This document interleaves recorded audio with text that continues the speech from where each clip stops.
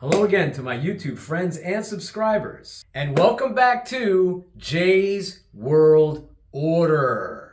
No problem. You want a title match? Today, I'm going to Tucson. Aloha! We are going to the Tucson Toy Expo. It's going to be an amazing convention. I hope to get some sweet pickups today. I'll see you there.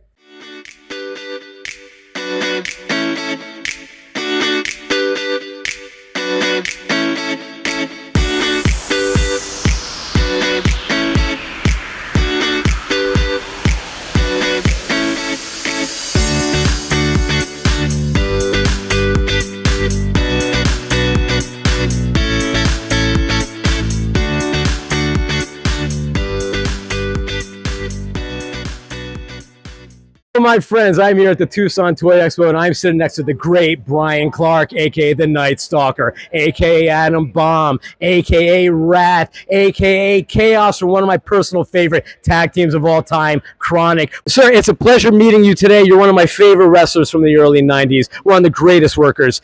You had some amazing opportunities and the privilege to work with some great managers that walked you out to the ring. Ox Baker, Scott Levy, a.k.a. Raven, a.k.a. Johnny Polo, and as well Harvey Whippleman, a.k.a. Downtown Bruno. Which one of these gentlemen would you say had the most impact on your career inside and outside of the ring? I'd have to go back to, even though he really didn't train me, I'd have to go back to Ox Baker. Okay. Just for him actually introducing me into the pro wrestling business. Again, he didn't really train me. He did give me opportunity and introduce me to some people who would also later become a chance for me to work at the WCW Power Plant, which was with, of course, Jody Hamilton and Sarge joining Bruce. So I would have to say Ox would really, Wow. And what a great guy, a great charismatic look, one of a kind. Absolutely. Who made the decision to place you with Ox Baker in WCW, sir? It was me. I actually took a chance. I was in college playing football at Central Missouri State, and I had heard that Ox lived about a half hour away from where I was playing college football. And me being a big wrestling fan, I was like, I got to meet this guy. Yeah. And so through a friend of a friend kind of a thing, I got to meet him. And he went, once he looked at me, he was like, absolutely, he was ready to help me out. Absolutely. And so I was blessed for that. Absolutely. Yeah. So when you got that call to go to WWF, who discovered you as the Night Stalker in WCW that reached out to you to go over to the WWF? Well, I was in Smoky Mountain Wrestling. Smoky Mountain, Jim Cornette's Yep. promotion, yeah. So Jim actually, I have to really go back and give a huge thank you to Mr. Wonderful Paul Lorndorf. I was working some shows through the Atlanta and the Southeast area, and Paul mentioned me to Jim Cornette. And Jim says, okay, bring him up. I'll take a look at him. And luckily, Jim liked what he was seeing, and they gave me a job. So from there, to answer your question, I got the actual call from Sergeant Slaughter. Oh, wow. So that's who called me. So Sarge called me and says, hey, we got a tryout. South Charleston Civic Center, Charleston, South Carolina. Tried out the first night and got the job. That's amazing. Now, I did learn this, sir, that originally when you were pitched into the WWF, Adam Bomb wasn't originally your original pitch gimmick, but it was actually the ringmaster, which went to Stone Cold. Now, is that a true story, or is that just hyperbole that was told on a podcast interview somewhere? No, actual fact. Wow. See, they actually pitched me 3 gimmicks. Okay. One, because I'm a veteran, military veteran, so they pitched a military character to me. Also, the Adam Bomb character, and the other one was the Steve Austin, which was the ringmaster. Right.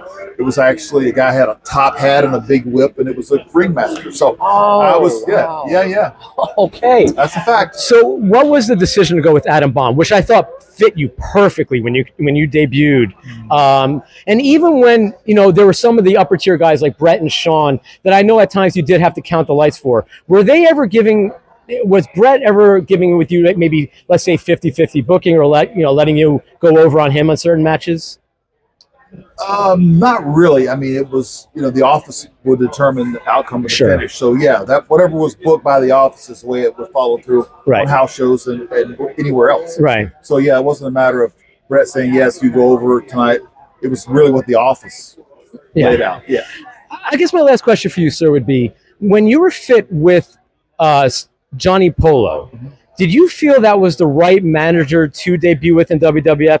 Would there be a difference if it would, say, be a Bobby Heenan or a Ted DiBiase? Would maybe it had a different impact for you? I think so. Only because like those two names you mentioned were already really well established in the company. So I think I would have been amazing to have a Bobby Heenan or something like that. Even a DiBiase would have been great. So yeah, I just think it was the fact that Raven at the time was not known in the business as far as the company. So yeah, I think it would have made a difference. Yes, sure. But that's just it's just you keep moving forward. Keep moving forward, sir. Well, regardless, sir, you've had a big line here. Yep. We all remember you. You're one of our favorite wrestlers, one of the best wrestlers in the new generation era, and we will never forget all the things you gave to the wrestling business, sir. It's a pleasure to talk to you today, Mr. Clark. Thank you so very much. I appreciate it. Oh, my pleasure. All right, man.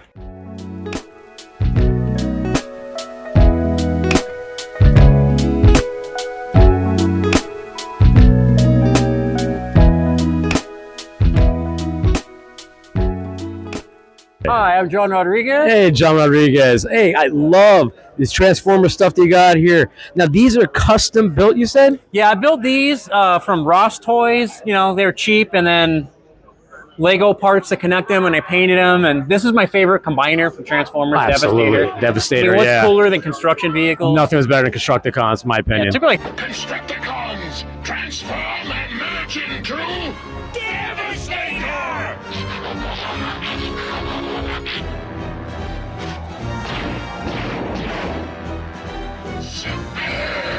built this one.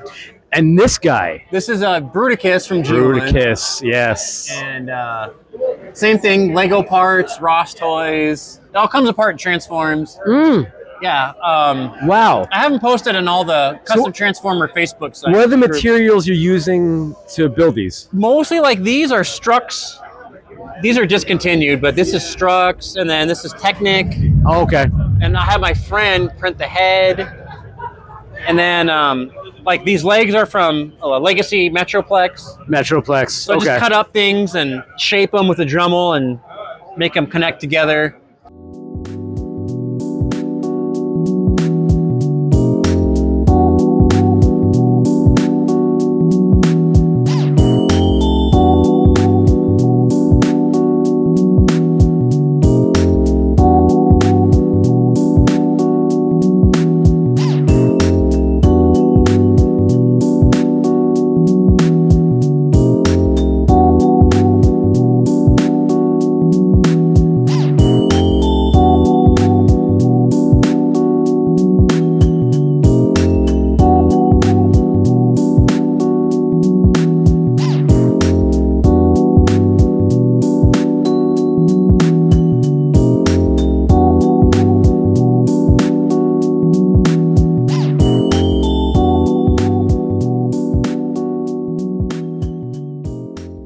Hello, I'm here with Rory Ross from the Book of Boba Fett and Obi-Wan Kenobi, and of course, The Mandalorian. That's the Rory Ross. And this is Daniel Romero as well. Nice to meet you both, guys. So far, of all these shows you've worked on, what's your most impactful favorite story from any of these sets that you can take with you right now? I mean, there's been so many cool moments in just meeting so many people. Sure. I think for me, it would have to be that first day I was on set for Book of Boba. I mean, again, having that chance to be on Tatooine, the beginning of Luke's journey, and just finding myself also telling a story where up to this point, we'd only seen the Tusken Raiders as savages. Right. And this was an opportunity for Star Wars in general to tell the story that not all tribes are the same, just like not all people are the same. Just because one person from one group of people might do something, that does not represent everybody else. Right. And I think that's such an important story just in life in general. Sure. And it's been cool to see how many people resonate with that. Yeah. And then just for people to say like, hey, it's also cool, you look at the Tusken Raiders, they were kind of based off of the Bedouin tribes and things like that. Which I've actually slept with in Israel. That's very awesome. Yeah. I got to see them in Jordan. Yeah, they're awesome people. They really are. And their food is freaking delicious. The food is really good. My God. The food is really good. It was really good. But I mean, the same way with Native Americans here in the States, Yeah.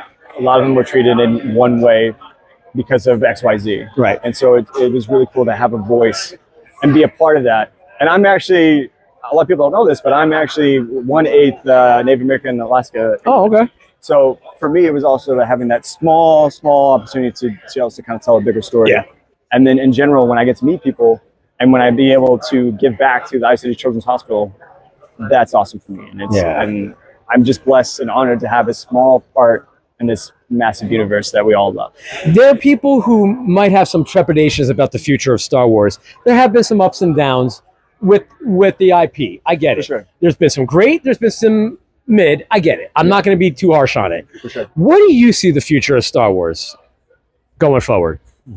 It's a good question. I mean, I loved the animated Clone Wars. I loved what Dave Filoni brought and how he was protege with George and the stories that he brought. I mean, Ahsoka, a lot of people, when she came in, being like, wait, how can Anakin have a Padawan? That doesn't make sense.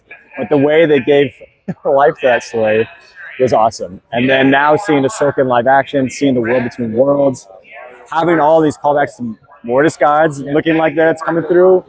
And then Andor. Andor is one of my favorite shows, honestly, because Rogue One was fantastically done. Rogue One is actually one of my favorite Star Wars movies, period. It's fantastic. And if you remember in Clone Wars Season 7, the same sort of scene that we have with Darth Vader as he's going on Tantive 4 and he's going on that rampage and everyone's like, oh, this is pinnacle Darth Vader. We get the same thing with Darth Maul where he's going and he, after the Siege of Mandalore and he's like trying to get out of there. And so I love these parallels. I love how they say, it's poetry, it rhymes, and bringing all these elements. So I'm still pretty optimistic. Even with the Acolyte, I know I got a lot of flack for various reasons, and I agree with some of that. Right. But I still was intrigued by the story. I was still curious to see where it was going to go. To see Darth Plagueis and as a Mun, just like we saw in James Luceno's novel, I was like, okay, let's go. Let's see. But they got to go all out with Plagueis. They got to go all out. They got to go all out. So I'm optimistic. I'm curious to see what's going to happen, and I really hope more than anything that I think in general, I see that a lot of Hollywood as a whole, they tend to go more for the money, and they think to themselves like, we want to hit all these different audiences. And I think I love the idea of having a story for everybody. At the same time, I want to see creativity. I want to see, the stuff that we love and that we enjoy. I want to see risks taken. I don't want things to be shoehorned. And so 100% agree with you. That's the thing. I feel everyone in Hollywood is trying to go with repeats and all this stuff, and you're not seeing the indie movies. You're not seeing just risks being taken, and I want to see that in general. Hi, at TC. Making Friends custom puppets. Making Friends custom puppets. This is so neat, my friend. I love all these creations you have.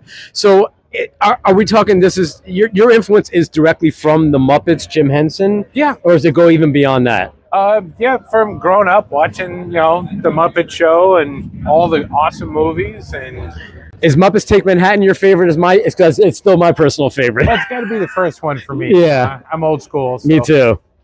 Do you think I'm pretty? Of course you are. You're more than pretty. Gorgeous. Don't push it, pig. What drew you into making puppets? Spent my whole life in the military. Oh, okay. The Navy, then the Army. Well, thank you for your service, sir. I had my shoulder replaced. Oh. Laid in bed for a year, and physical therapist taught me sewing. Oh, wow. And it went from physical therapy to get my hands back to I was making dolls for my granddaughter. And then, what else can I make with these dolls? So not bad for somebody that never sewed before 50. I would definitely say you're doing a fantastic job. And they're all handmade. They're all hand sewn. So physical therapy led to art therapy, which is just a whole healing and it's perspective that you had. For me, that is great. It's physical therapy. It's mental therapy. It's centers me, whatever you want. Mindfulness, restfulness. Makes people happy. Where can they find you, sir? Making Friends on Facebook. Okay. Or Making Friends AZ. Making Friends on AZ. Email. And Wonderful. Making Friends on Instagram. I could see you making a lot of birthday children happy with these toys, man. Yes, so I wish the best for you guys today, and I hope you do well today. Thank you very much. And what's your name, buddy? Melvin. Melvin. Melvin.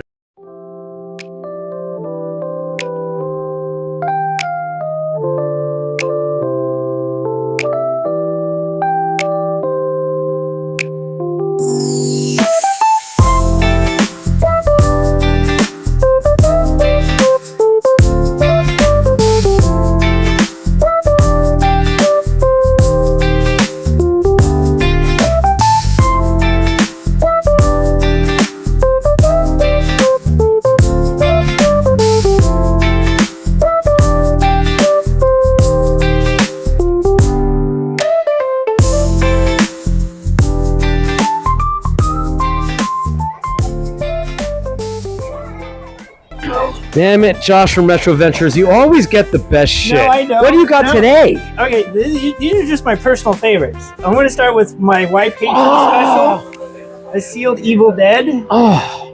And then an Evil Dead 2. But no. Oh, it with the insert. So I scored. So $5, $10. Question: do you think Evil Dead 2 is a sequel or a remake? I think it's both. I don't think they. I think it was a coke fueled. Let's just do another one for money. Okay. Because it literally is the same movie, but at the end they're like, we have to make it different. Yeah, yeah. And they're like, how do we keep this going? Fair. So they go put them back in time because what were they doing at that time? Back to the Future, right? Right. So like, right. Makes sense. They just copied the shit out of everything. Makes sense. Because my wife would hate me if I got it. But the representation of Annabelle from other toys, this one just really speaks to me. This is an $80 to $100 doll, and I got it for $20. Psycho. So, are you planning on selling this or keep it? I gotta keep it, man. Yeah, for that price, keep it. Yeah. I have fond memories of Tomb Raider. Who doesn't? I played Tomb Raider 1 and 2, and my little kids would run out in their diapers when they heard this video game boot out. Yeah. Can I see the back? Yeah.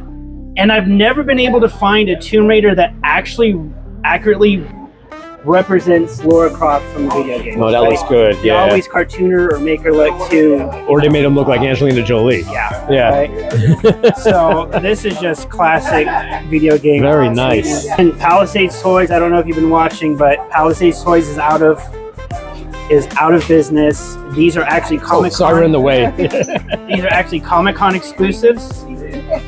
You can't, they don't make them, and these are hard to find because you'd have to, like 2003, you had to go to San Diego Comic-Con. So these blue boxes are very hard to find. This is a Wizard World East exclusive. These are all cons. So 25 a piece on these. So I'm Matt from Chandler, Arizona. Hey, Matt from Chandler, Arizona. Matt, I'm walking by your table today, and I just got blown away because I'm looking at figures for some of my favorite movies of all time. Now, are these aren't mass produced? These are individually made. You made them. I made them. Yeah. Wow. Based upon movies that I liked. I'm a child of the 80s and 90s. So one of the first ones I made here, be right in front of you, is a Roadhouse action figure. Hell yeah. Where it's Dalton, but then as a bonus, you get Dalton's Mercedes as it's flying through the air, going through the fence. Nice. And I thought only appropriate. You are such an asshole. You know, where else are you going to find a Snakes on the Plane action figure? Wait, who's this character from I'm Gonna Get You, Sucker? So this is Kung Fu Joe. That's Kung Fu Joe. That's Kung Fu. So, just you 57 punks against Kung Fu Joe? Master of Karate, Kung Fu, Jiu-Jitsu, and all other shit you ain't never heard of. Kung Fu Joe. Right on. Or I'm sorry, Fly Guy. Oh, it's Fly Guy, right. Fly Guy, that's Fly Guy. Oh, I wish you had his shoes with the fish in with the it. fish. Yeah, I love it. Yeah, absolutely. Look at the fish in his shoes. Girl, he must be a rock star. What a great film. Love it, absolutely. But here's another good one here, is that, you know, recently actor Adam Baldwin just celebrated his 63rd birthday. Yep. So shout out to Adam Baldwin, Animal Mother from Full Metal Jacket, yes, sir. Ready to go with the M60 machine gun. Here's an interesting fact about Full Metal Jacket. Actor Adam Baldwin plays the memorable Animal Mother, but can you believe that Arnold Schwarzenegger was offered the role but turned it down to star in The Running Man? Who's going to have a Hank Voight action figure from Chicago PD? Here's Total Recall. Yep. Look at the Benny Hill London double-decker bus. Here's a one of a kind. Gary's dad's car from Weird Science, an AMC wagon. Who's Gary? Doesn't matter. It doesn't matter. That your son's only sexual outlet is tossing off to magazines in the bathroom. Oh, Gary! Ma, I never tossed off to anything. Don't forget Wally World. I miss John Candy, my friend. What a wonderful human being. Yes, just, he was. Just awesome. But not Chevy Chase. I'll reserve comment on that. Bruce Andrews. Hey, Bruce. And what's your store called, sir? Vulture Vintage Antiques. Vulture Vintage Antiques. And where are you located at?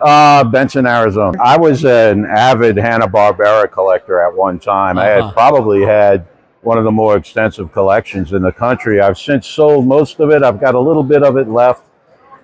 Just picked up different things over the years when we travel, some online sales. Tell me about this Mr. Magoo and the Superman. They're both Sokies. They're from the 1960s. They came with soap bubbles in and liquid bubbles in there. You'd put them in the bubble bath, you'd put them in the bathtub, and then jump in and have some fun. These figures are actually foreign. They weren't available in the U.S. These figures here are all from the foreign market, these Hanna-Barbera Do you know what country figures. they're made out of? Yeah. These two Barneys were Sweden. Oh. These, I think, are from Yugoslavia. Oh, wow. This pair. This is from Spain. And Boo Boo and Huckleberry Hound are from England. Oh, wow. Excuse me, West Germany. West Germany. West Germany, yes. Well, you were pretty close. Yeah, I was on the right continent. Now, this is a puppet, right? That's correct. That's Richard Nixon. Richard Nixon puppet from early 70s? Probably 1970. He came with Spiro Agnew. They also made a Spiro Agnew who was. And then these are Dean Martin and Jerry Lewis from the 50s. I'm a big Rat Pack fan myself. That is awesome. Awesome. What is your oldest figure you possibly have? Your oldest piece? Probably Little Abner. Although it's not a figure, it's a wind-up toy in the box. Wow. That would be, I guess that would be one of them. Probably 1940s, early 50s. That's what I was going to guess. Yeah. And this is the original Howdy Doody card game. Yes, that's a card game. Yep. Oh, wow. Were you a Howdy Doody fan growing up? Actually, not really. He was a little bit before my time. I was born in '58, but I also had a Howdy Doody collection as well, and I've still got a few pieces left. What about Bozo the Clown? I've had some Bozo the Clown pieces. I don't think I have anything left, though, Bozo. Now, believe it or not, I actually know Barry Goldwater's daughters. Right. I'm a massage therapist, and I massage them. Really? Well, wonderful people. Let me move this out the way. That's actually a store display. Oh, excuse me. Sorry. For the Barry Goldwater Remco dolls, and it's a full display. Pretty brave to put this gentleman out here right now. Hello again. Can you believe I'm with Jeremy Miller again? I hope he doesn't think I'm stalking him, because I'm not, sir. Just a little bit. Or maybe a little bit. But I just, I'm a big fan of your work, so I'm stalking. I just talked to the nice stalker over there just now. Anyway, Jeremy, just a couple quick. Yes, sir. Oh, sorry, he's talking to a fan really quickly. Thank you. So, Jeremy, just a quick question. You not only growing pains, you're also the voice of Linus through Charlie Brown. Yes, sir. How did that come about? Actually, it was just a random audition like any other. Okay. I got called in for, an audition, but it's the only job I ever got where I was hired on the spot. Why is that? Lee Mendelson and Bill Melendez were the two that Charles Schultz entrusted the Peanuts television to. Okay. Charles Schultz did not want to be involved with the TV side of things. What year was this? I got hired in '84. Oh, wow. Okay. So I believe if my timing's correct, it was between filming the pilot for Growing Pains and starting the first season was when I was hired. And I went in, sound studio like normal, and just read my lines. And Lee Mendelson comes charging into the room and goes, "You sound the most like the original Linus I've ever heard. You're hired." Wow. And it's the only time I've ever been hired on the spot. Darn the luck. But right place, right time. I was a huge Peanuts fan, and Linus was my favorite character. So I was over the moon getting to play this part. How many years did you get to play Linus? How many? I got to do it for just over 3 years before my voice started to change and they needed to replace me, which was understandable. Now, since you were the voice of Linus, when it comes to, if it's too much, residual acknowledgement, do you receive those? For Linus, it's very, very, very minimal. Okay.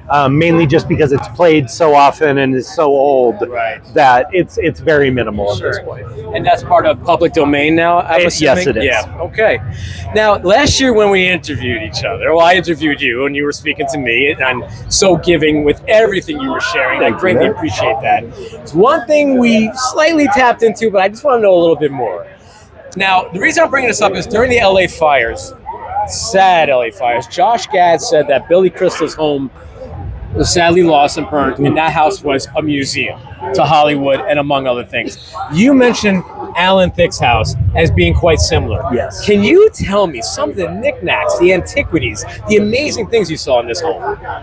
A lot of what Alan had was other people's memorabilia from the things he had done behind the scenes. Like Alan wrote I believe it was one of Barry Manilow's first TV specials he did. Wow. Alan wrote his dialogue and jokes and everything else that he did during the special. So he had the script from that. It's amazing. He had photos lining his hallway of him with Stallone and James Caan and Al Pacino, like hanging out in the hot tub with all these beautiful women and stuff back in the 70s, you know, and he had memorabilia and the actual music, the sheet music from the theme song from Different Strokes and Facts of Life, which Alan wrote both of them. Did he really? Yes, he did. He wrote Facts of Life. I did not know that. Yep, Different Strokes and Facts of Life were both his. Okay. He wrote both of them, so he had the original sheet music for that. He was very good friends with Billy Idol, so he had a lot of Billy's memorabilia and concert photos and stuff. That's amazing. Wayne Gretzky was his best friend in the world, so he had a huge hockey collection. You know, Alan's place was just, it was a tribute to Hollywood, but it was also just a place where you could get away. You know, it really was. I loved getting to go over there. I'd go out and hang out with Robin, you know, his son, who was closest to me in age. I was friends with his older son, Brennan, as well, but Brennan was older than me, hanging out with older guys and stuff. So, what were your thoughts when you first saw Robin Thicke coming into the music scene? I was not shocked in any way, shape, or form. He had a keyboard in his bedroom from the time he was 8 years old, and he was always on it, always playing music, coming up with songs and melodies. And so when I saw him starting to blow up, when I first learned about it was when he was writing for Will Smith and all those others. He hadn't even released his solo stuff yet, but I wasn't shocked. He was so musically talented. And coming from Alan Thicke, who wrote tons of music and was a very talented musician himself, and then his mother's Gloria Loring, the famous singer. So he was raised with music in his blood. I was not shocked in any way to see him, you know, reach the levels of success he did. This is my last question. No problem. Might be too personal. We have to Oh, bypass bring it, it. We'll bring it. bypass it. Looking back at your career, Growing Pains, Linus, writing, everything. If there's anything that you can reflect on that you may have wished you did differently, what would that be, if there is anything? Truthfully, it's on me as well as on others. I wish that in the later seasons, someone had been honest enough with me to tell me I needed to hone my craft a little more. Did you feel your craft was off at that point? I didn't. When I go back and look, I can see that I had a lot of growing to still do as an actor. I could see that. I could see one thing. Maybe there was a little bit of shoulder stiffness, but I thought that was just for blocking. You know? It can be, but as the seasons went on, and I think to a degree my anxiety disorder had a little bit to do with it because I wasn't as comfortable and natural as I usually was. Right. No one had the guts to tell me that. And had they, I would have put in more work, and I think I could have polished and honed my skills earlier. That's the only thing I really would have liked to have changed. I think I could have raised the bar even more had anybody, and my agent, the producers, anybody stopped blowing smoke up my butt and actually just been honest. I mean, I didn't think I was a bad actor by any means, but I could have, there was more to learn and there was more to do, but nobody ever told me that. So I thought I was fine doing it just the way I was. I would have liked the opportunity as a kid to try and make myself better. Okay, that's a fair answer. And I appreciate your answer. I appreciate your honesty. Jeremy, such a pleasure seeing you again. Absolute pleasure brother. seeing you Absolute too. Pleasure. My friends, if you have never watched The Growing Pains, any of you younger subscribers here, please do. It's still relevant today. It's a great show. Not plugging them for any reason, but I believe at the moment it's playing on a 24-hour loop on Pluto TV. Which I have at home, and I have watched it myself. Thank you. My fiance throws it on in the background when we're doing stuff around the house. It's like having old home movies on. I think that's kind of messed up. All right, I hope you guys enjoyed the Tucson Toy Expo today. I'll show you some of the pickups I got. I really didn't get too much. I actually spent my wad pretty much on getting an autograph today with Bryan Clark, and I hope you guys enjoyed the interview I had with Bryan Clark today. It was amazing meeting him. So mostly I just did game pickups today because I got Game On Expo coming up and Level Up Expo coming up in Las Vegas, both in April. So I'm trying to build a big game trade collection for a Sega Saturn. I've always wanted to own a Sega Saturn, so I'm trying to make it happen this time around. So I finally found the Tekken 5 Black Label. I only been finding Red Label for years, so I finally got this guy, and I got it for less than that price. These are some of the trades that I'm putting together with this hopeful trade I have for a Sega Saturn. I just picked up 3 Nintendo games at a big discount. You see which ones they are. So we'll see what I get for that with those trades. Lastly, I've owned this Bebop figure now for about 1.5 years, and I still have yet to find the weapons for it, so I finally picked up the garbage can weapon for it. 2 more pieces, and then I have it complete. All right, thank you again for checking out Jay's World Order, and please like and subscribe. Peace and love.